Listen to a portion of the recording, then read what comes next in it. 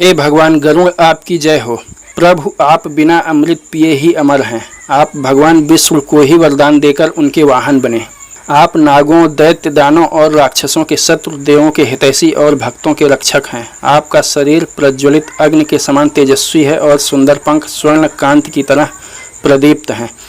आप मन के वेग से गति करने वाले हैं, इच्छानुसार रूप और आकार ग्रहण करने में समर्थ तथा अजेय हैं। आप पर किसी भी अस्त्र शस्त्र का कोई असर नहीं पड़ता है। आप कलयुग के राक्षस कलि, जिसे आधुनिक जगत और पश्चिमी धर्म ग्रंथों में लूसीफर या कोबरा के नाम से भी जाना जाता है, कि शत्रु उसके दुष्प्रभावों का शमन करने वाले और संहारक हैं। हे विनतानंदन, आपका यह रूप भक्तों और सज्जनों के हृदय में उल्लास भरने वाला और शत्रुओं को भयंकर त्रास देने वाला है। आपको बारंबार प्रणाम है।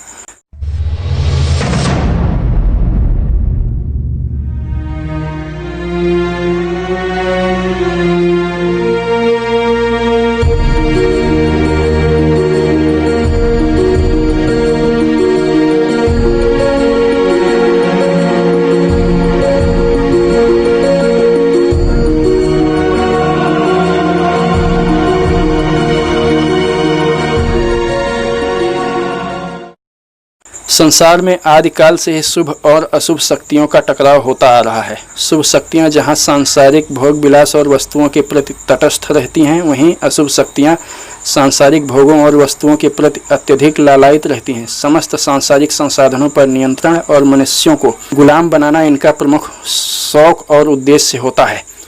लोगों पर अत्याचार करना, शोषण करना आदि पर पीड़ादायक कर्मों से इन्हें अपार आनंद प्राप्त होता है। बहुत पहले समुद्र मंथन के बाद जब अमृत पान करके देवताओं ने विष्णु के सहयोग से असुरों का विनाश कर दिया और देवता अमर हो गए, तब संसार में सुख शांति व्याप्त हो गई।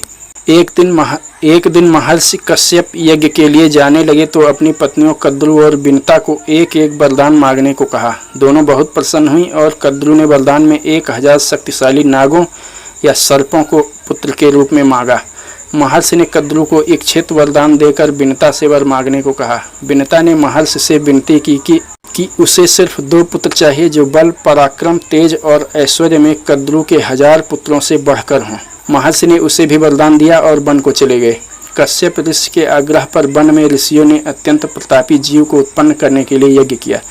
इंद्र से नाराज ऋषियों ने उस जीव को इंद्र से भी बहुत अधिक शक्तिशाली, मनचाहा रूप और आकार ग्रहण कर सकने वाला, जल स्थल और आकाश हर जगह पर गमन करने में समर्थ और उस पर किसी भी अस्त्र शस्त्र का कोई असर ना हो, इन शक्तियों से संपन्न होकर और नए इंद्र के रूप में अवतरित होने के लिए आहुतियां डालने लगे।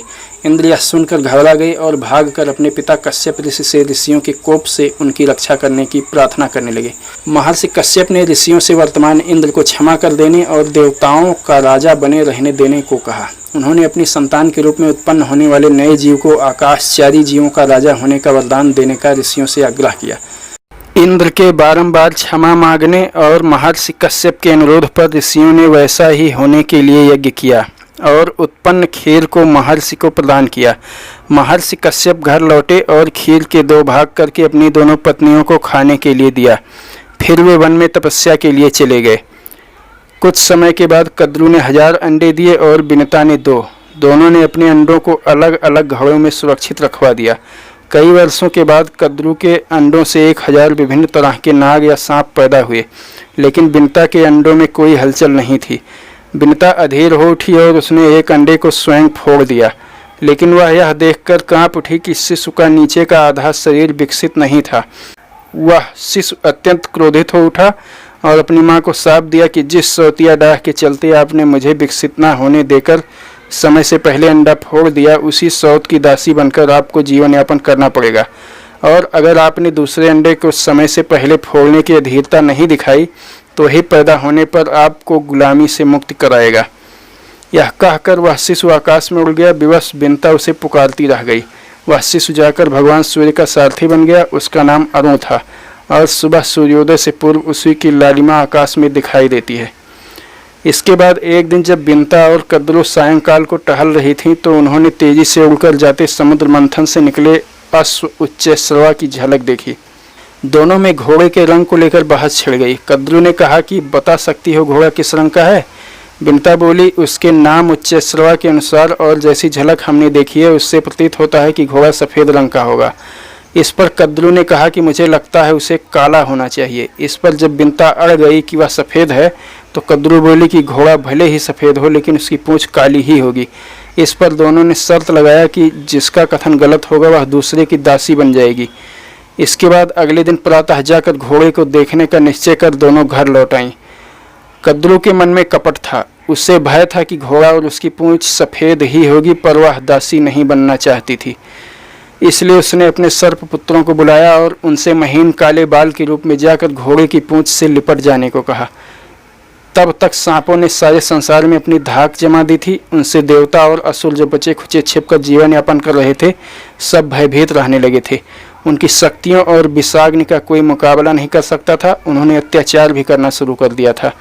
वासुकी और शेषनाग जैसे कुछ नागों को छोड़कर अन्य सभी सर्प शक्ति के दंभ में अहंकारी हो गए और सारा संसार उनसे पीड़ित हो उठा। सांपों ने अपनी माता का कहना मानकर वैसा ही किया। इससे घोड़े की पूँछ काली हो गई। अगले दिन सुबह जब कद्रू और बिनता घोड़े का रंग देखने पहुंची तो उन्होंने शुभ्र रंग के घोड़े को काली पूँछ वाला देखा। इससे बिनता अत्यंत दुखी हो गई और उसे कद्रू की दासी बनना पड़ा। समय बीतता रहा। एक दिन बिनता के दूसरे अंडे को फोड़कर अपार तेजस्वी गरुड़ प्रकट हुए और पैदा होते ही उन्होंने अपना आकार बढ़ाया और आकाश में जा पहुँचे। उनके अग्निपुंज से ज्वालामय रूप के तेज से दिशाएं जलने लगीं। सब कुछ जलने, गलने और पिघलने लगा। तब देवताओं ने देवगुरु बृहस्पति की आज्ञा से अग्निदेव के साथ जाकर गरुड़ की स्तुति किया, जिससे प्रसन्न होकर उन्होंने अपने तेज को समेट लिया और उड़कर अपनी माता बिनता के पास आए। बिनता उन्हें देखकर अत्यंत प्रसन्न हुई। तभी कद्रू ने बिनता से सागर पार एक द्वीप पर ले चलने को कहा और उसकी पीठ पर सवार हो गई। बिनता ने गरुड़ से नागों को पीठ पर लेकर साथ चलने को कहा। गरुड़ यह देखकर अत्यंत क्रोधित हो गए और नागों को पीठ पर बैठाकर आकाश में उड़ चले।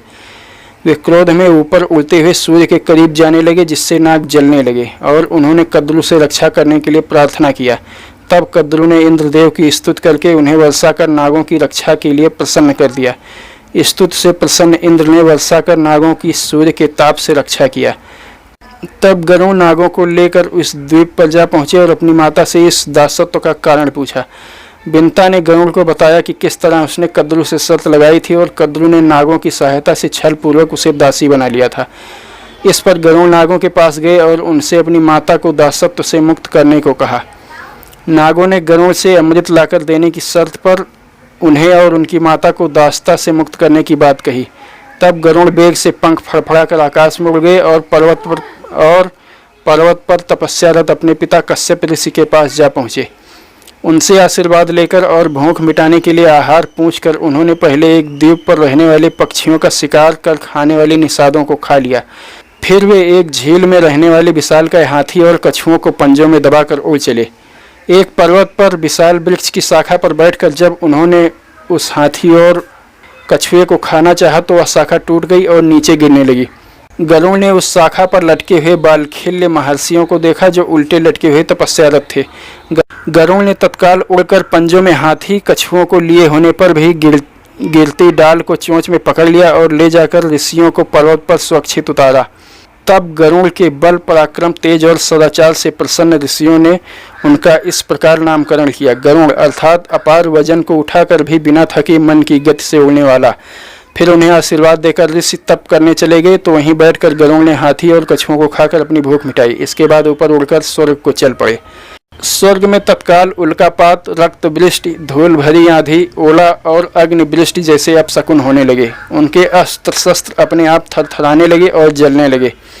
इस पर देवराज इंद्र देवगुरु बृहस्पति के पास गए तो उन्होंने बताया कि पक्षीराज गरुड़ जो बल और पराक्रम में तुम सबसे बढ़कर हैं, अमृत लेने आ रहे हैं और तुम सब उन्हें रोक नहीं पाओगे। इस पर इंद्र तत्काल देवताओं के साथ अमृत के स्थान चंद्रमा पर जा पहुंचे और अमृत के रक्षकों को सारी बात बताकर स्वयं भी देवताओं के साथ अमृत की रक्षा के लिए तत्पर हो गए। सब कुछ एकदम शांत था और चंद्रलोक देवताओं के हथियारों की चमक से प्रज्वलित हो रहा था। तभी एकाएक पंखों के शोर और अपनी आवाज़ से दिशाओं को कंपित करते हुए गरुड़ वहां पहुंचे। सभी देवता भयभीत हो गए और अपने कान मूंद लिए। पंखों की फड़फड़ाहट से गरुड़ ने धूल की आंधी उड़ाकर देवताओं को देखने में असमर्थ कर दिया। तब वायुदेव ने अपने वायु से सारी धूल को उड़ाकर गरुड़ को दृश्यमान कर दिया।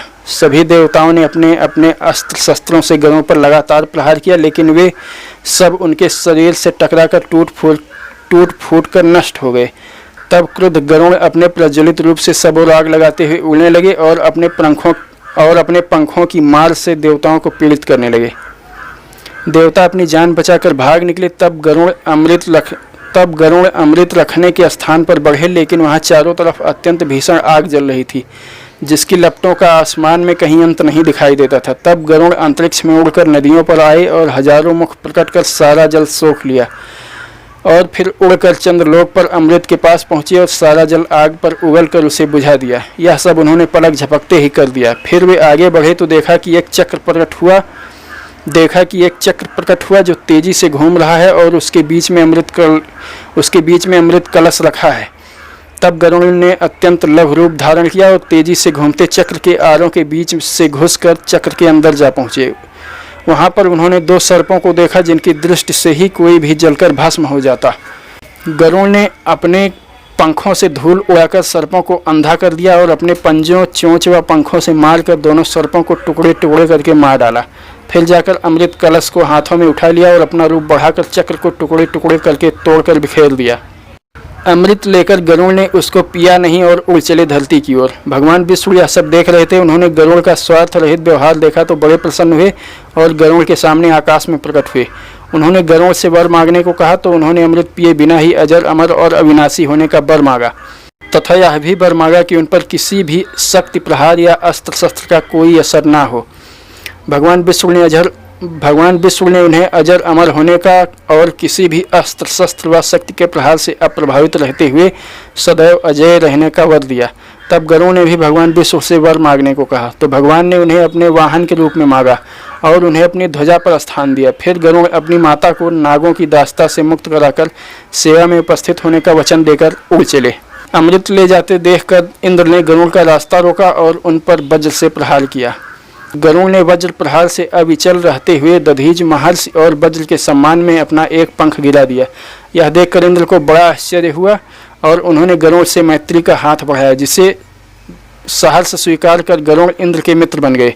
तब इंद्र ने उनसे अमृत वापस करने को कहा और बोले कि इसे पीकर महाबली नाग अमर हो जाएंगे और हमें बहुत पीड़ा देंगे, संसार का विनाश कर देंगे। तब गरुड़ ने कहा कि मैं इसे ले जाकर जहाँ रखूँगा वहाँ से आप इसे उठा लाइएगा।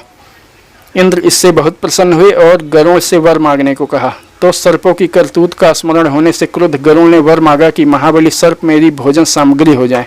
इंद्र ने वर देकर गरुड़ को रवाना किया। गरुड़ जब अमृत लेकर नागों के पास पहुंचे तो नाग उसे पीने के लिए उतावले उठे। तब गरुड़ ने उनसे कहा कि नहा धोकर पवित्र होकर तब अमृत पियो, और अमृत कलश को वहीं कुशा पर रख दिया। सर्पों ने गरुड़ और उनकी माता को दास्ता से मुक्त कर दिया और स्नान के लिए चले गए। तो इंद्र ने कलश को कुश से उठाया और लेकर स्वर्ग को उड़ गए। जब सर्पों ने वापस आकर अमृत को नहीं पाया तो वे क्रुद्ध हो गए और गरुड़ पर हमला कर दिया, पर गरुड़ ने उनको मारना और खाना शुरू कर दिया। जब सर्पों ने देखा कि उनके घातक विषों का, विषाग्नि या विषदंतों का और डसने का और किसी भी प्रहार का गरुड़ पर कोई असर नहीं हो रहा है और वे उन्हें भोजन की तरह खाते जा रहे हैं, तो वे भाग खड़े हुए। उन्होंने अमृत रखने के स्थान पर कुश को चाटना शुरू कर दिया, जिससे उनकी जीभ फटकर 2 टुकड़ों में बट गई। यह देखकर सर्प भयभीत होकर भाग गए और अपनी जान बचाने के लिए गरुड़ से छिपकर रहने लगे। गरुड़ ने अपनी माता को दास्ता से मुक्ति प्रदान किया और भगवान विष्णु के पास जाकर उनका वाहन बन गए। भगवान विष्णु ने गरुड़ को अपनी ध्वजा में स्थान देकर उन्हें अपने से भी उच्च स्थान प्रदान कर सम्मानित किया।